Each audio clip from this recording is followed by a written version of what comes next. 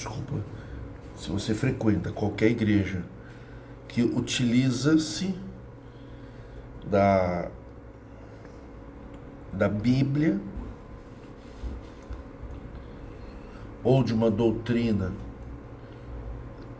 da própria igreja,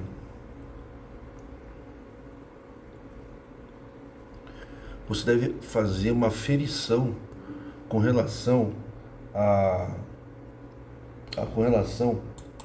lei. Põe uma coisa na sua mente. Você que procura ser um cristão real, verdadeiro. Verdadeiro é quem anda dentro da lei nos tempos que está vinculado à sua existência. Se você tenta ser cristão vinculado a leis que não existem mais, leis romanas, leis de Roma, leis do tempo do apóstolo Paulo ou dos profetas do Velho Testamento, você não é um cristão verdadeiro, você é um cristão falso. Você é um moralista. Você está em desacordo com o que é certo, o que é justo, o que é honesto. Você não pode querer viver com base em leis de outro país. Hoje nós temos leis diferentes em vários países. Não seria certo você querer viver com base em leis de 20 anos atrás. O que dirá 2000? Por que 20 anos atrás? Porque até 2022, a 2002, vigorava o princípio do débito conjugal. O débito conjugal deixou de ter vigência como norma jurídica a partir de 2002, com a vigência do novo Código Civil em relação a casamento. O casamento, na versão bíblica, é uma instituição divina.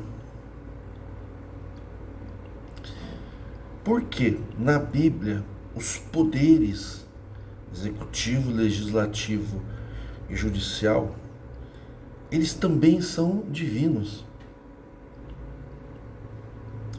Deus é que coloca as autoridades, e não há autoridade que não seja colocada por Deus. Ora, quando se fala isso, está validando-se a autoridade sobre as pessoas. E nós sabemos que hoje a autoridade não é Deus que coloca a autoridade, é o sufrágio universal, é o voto popular. Hoje um presidente da República não é colocado por Deus, ele é colocado pelo voto popular. É claro que tem pessoas que tentam distorcer isso para ganhar dinheiro, visibilidade, e tenta usar de parâmetros bíblicos passados para justificar quando é eleito alguém que não lhe é de gosto. Você deve sair disso. Não entre nessas discussões de política, profecias e Armagedon e Apocalipse. Isso aí é tudo coisa de pessoas alienadas bíblicas que querem dominar, ser estrela no mundo sobrenatural. Jesus Cristo disse: basta a cada dia seu mal. Não se preocupeis com o dia de amanhã, se tendes com que comer e se vestir. A partir daí cai por terra as palavras do apóstolo Paulo, que Deus levantou uns para dom de profecia. Se Jesus mandou eu me contentar com o dia de hoje, não me preocupar com o dia de amanhã, por que haveria de eu querer ir num templo religioso ouvir dom de profecia? Exceto que a profecia seja falar as palavras que Jesus já falou, lembrar o que Jesus já falou e não falar de assuntos futuros. Nesse sentido, você não está obrigado a andar ou seguir leis que não estejam vigentes no país e na época da sua existência. deve então, aquela pessoa que não deseja ser manipulado e enganado, ter consigo um propósito, uma firmeza, uma doutrina, um caráter, que ele não precisa perguntar para os outros o que é certo ou errado. Aí muitos dirão para você, para se fazer de especial, nossa regra de fé e conduta é a Bíblia. Não. A nossa regra de fé e conduta na reforma é fé em Jesus e conduta constitucional. A nossa conduta não é pautada na Bíblia, porque a Bíblia tem muitas coisas fora da lei. A maioria dos institutos de fatos bíblicos é fora da lei. São fatos que não tem vigência nenhuma. Por exemplo, na Bíblia ensina matar o homossexual.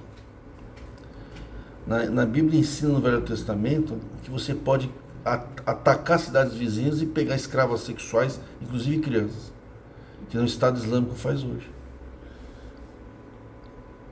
Para nós o que vale é o respeito à dignidade humana, às leis constitucionais. Se você anda dentro da lei, Deus não tem como ser teu inimigo. Você não pode ser inimigo de Deus se você anda dentro da lei. Feito estas observações iniciais, que eu quero te dizer que o débito conjugal, ele tem origens nos mandamentos do apóstolo Paulo, que diz que não vos defraudeis sem consentimento mútuo. O que é a defraudação sexual para o apóstolo Paulo? É a não fazer sexo quando o outro quer. Então o homem quer sexo, a mulher não quer. Na vigência bíblica, isso daí seria até um pecado, é a defraudação sexual. Então, para aquele que é religioso, que está preso ao carcereiro sacerdote e preso em livros que são algemas intelectuais, ele não consegue pensar em Jesus de uma maneira moderna e constitucional. Ele só consegue ver de maneira pré-feudal e acaba cometendo ilícitos penais.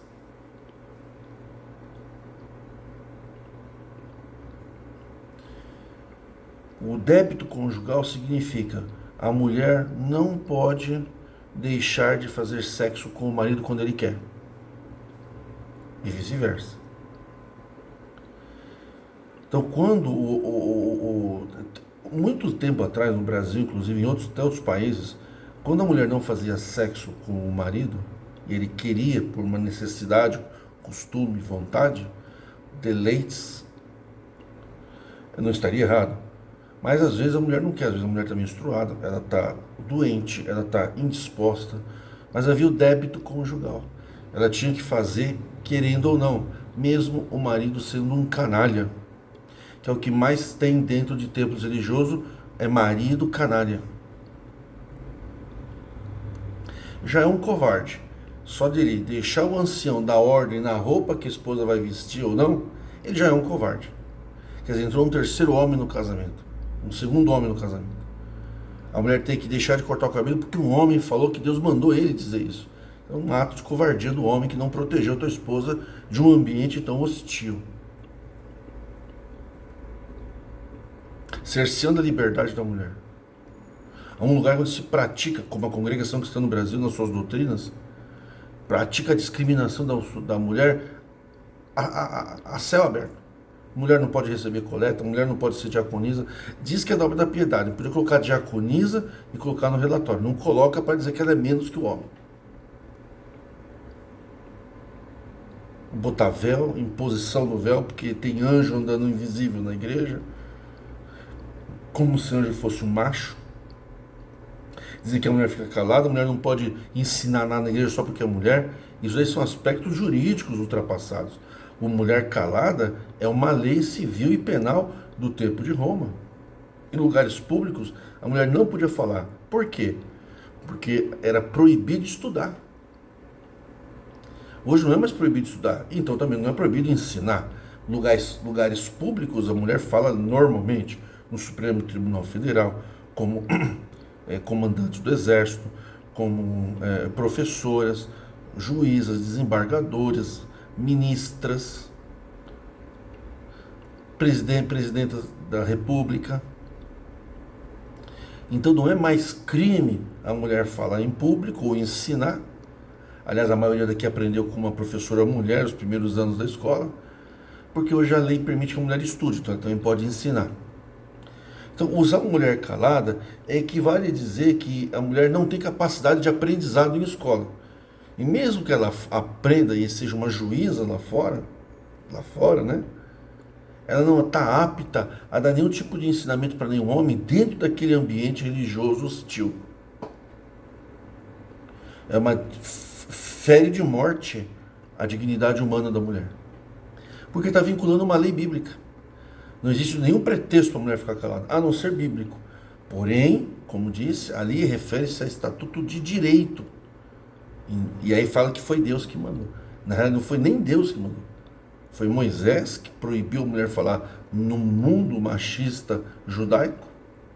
E depois Roma, para a mulher esteja calada. Por quê? Porque nos templos, porque elas não estudavam, simples assim. Então, mulher calada é uma forma de banir a dignidade da mulher. Porque elas estudam muito mais que os homens em muitos casos. E o débito conjugal era assim, ela tinha que fazer sexo, querendo ou não. E ela não fazendo, ela inseria até numa nulidade do casamento, perdendo direito a tudo. O débito conjugal não existe mais, não existe previsão legal, ela foi extinta em 2002. Mas no mundo religioso, não se fala abertamente isso, mas se existe uma obrigação da mulher ser objeto sexual do homem fariseu religioso. Porque eles entendem que a pessoa só pode fazer sexo quando casa. Então, a imposição da virgindade da mulher diz que o homem também tem que ser virgem, mas não tem nenhuma forma de controlar isso. É fácil falar para a mulher ser virgem, tem uma questão física.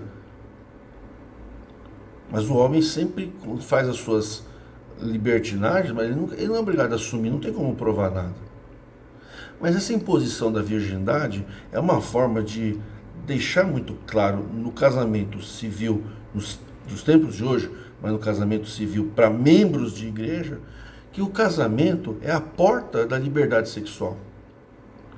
Então a porta da liberdade sexual seria a proibição de fazer sexo antes do casamento, ou fora, ou depois do casamento. Só dentro do casamento. E dentro do casamento, a liberdade plena de sexo. É como se estar casado me desse direito pleno a sexo. E isso não é verdade. Na Bíblia é. Nos templos é. Mas na Constituição não é. O que é que vale para Deus? Tenha certeza, meu amigo que está me ouvindo, minha amiga que está ouvindo. Tenha certeza absoluta. Não tem como você ser inimigo de Jesus Cristo, ou de Deus, ou de uma seara divina, de espírito que vai para o lado do bem, estando dentro da lei. Não tem como você ser contra uma divindade qualquer, de qualquer religião, se você está dentro da lei. Quem está dentro da lei, ele está vivendo em paz com a sociedade.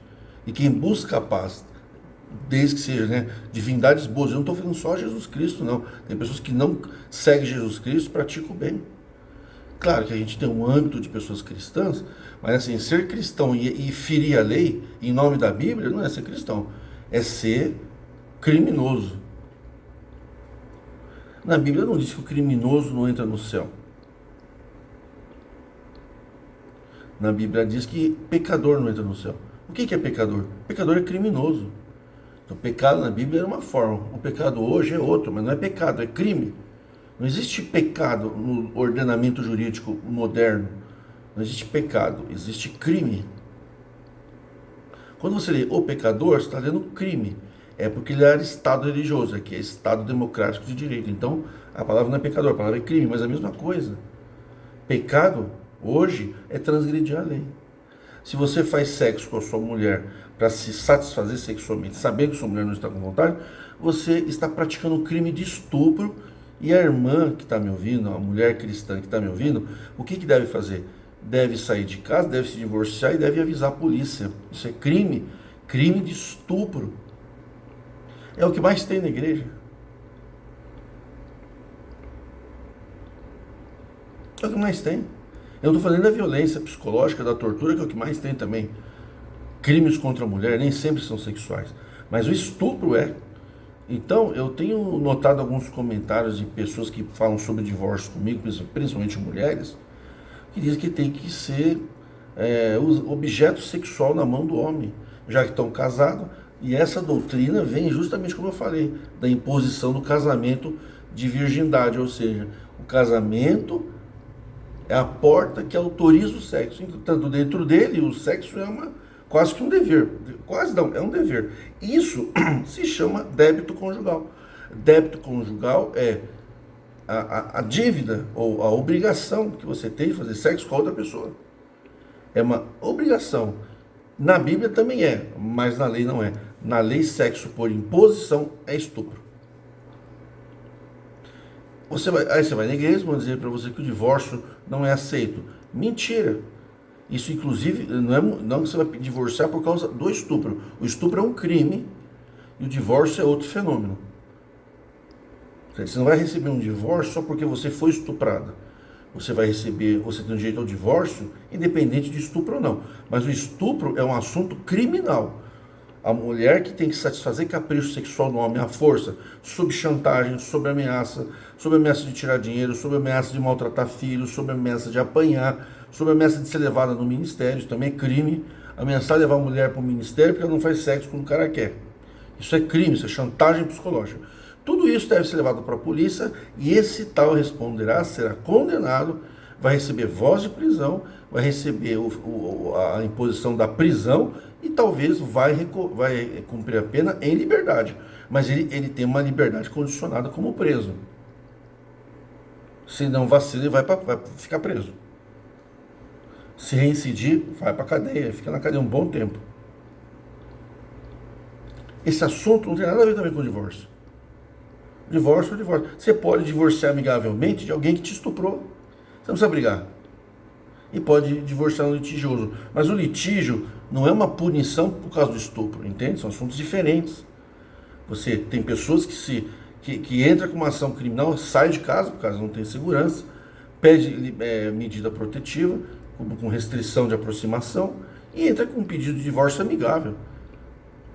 Litígio é divergência entre bens. E não usador, eu estou me divorciando porque fui estuprado. Não. O divórcio não precisa ter motivos. Você divorcia por mera vontade. O litígio no divórcio é em função de patrimônio. Ele não tem nada a ver com o estupro. O estupro é tratado na esfera criminal. O casamento não é instituição divina. O casamento é um contrato social. Tem lei, tem direitos e deveres. E para segurar patrimônio, não é para segurar fidelidade, porque hoje fidelidade não é mais crime. Infidelidade não é crime. Então, assim, só fica casado se você quer e se sente muito bem feliz. Se você está infeliz e você não se separa porque o ancião te ameaçou com a lei de 1970, que é separação de corpos, mas você não pode casar, porque você tem um vínculo para sempre no matrimônio, né? Você divorcia, mas você não pode casar, porque você casar cai no adultério. Então, essa lei é de 1970, eu já fiz vídeo aqui. Ele fica separação de corpos, mas fica com vínculo matrimonial. Quem tem mulher primeiro, o homem, cai no adultério. Isso não é verdade. Quando você se divorcia, você não tem mais separação de corpos, é separação de corpos, divórcio. A partir dali rompe o vínculo matrimonial, você pode casar, que você não é adulta. Então as pessoas estão enjauladas por falta de conhecimento, por estelionato jurídico, que é informar as pessoas com um direito falso, não falar para os seus membros da igreja o que é lei, deixar as pessoas viver debaixo de leis que não existem. Isso para mim não cheira bem. Isso daí para mim não é a atitude de uma igreja que possa ser chamada uma igreja de respeito, como a congregação se arvora nos processos judiciais. Bom, agora se você quer viver uma vida pré-feudal dentro da congregação, palmas você vai receber, mas isso vai te custar a tua felicidade. Então se você quer ser feliz, não tem como manter-se na congregação, porque a congregação discrimina quem se separa dentro da lei, que não é adulta, como no caso de novo. Isso é uma invenção da congregação baseada em lei pretérita, passada. Na congregação você não pode divorciar, mesmo que você sofra estupro. Se você fala, estou sendo estuprada pelo meu marido, que eu estou menstruado, eu não estou bem, ele me maltrata, me xinga e me impõe a fazer sexo. E você fala isso para um ancião da congregação, eles não vão te permitir você divorciar. Vão falar que você pode divorciar, mas você não pode casar. Entendeu? Então você, para ser feliz, não tem como você ser feliz aí dentro. Agora, se você é feliz no seu casamento, estando dentro da congregação, lembre-se que você tem que agradecer a Deus, não a congregação. Você não deve à congregação ser feliz. A congregação vai dizer que sim, ela vai tentar roubar a glória de Deus e dizer que a tua felicidade vem da doutrina, mas não é verdade. Se você passar uma crise, ataca você no inferno. Não se esqueça disso. Tá bom, pessoal? Até o próximo vídeo dessa sequência jurídica.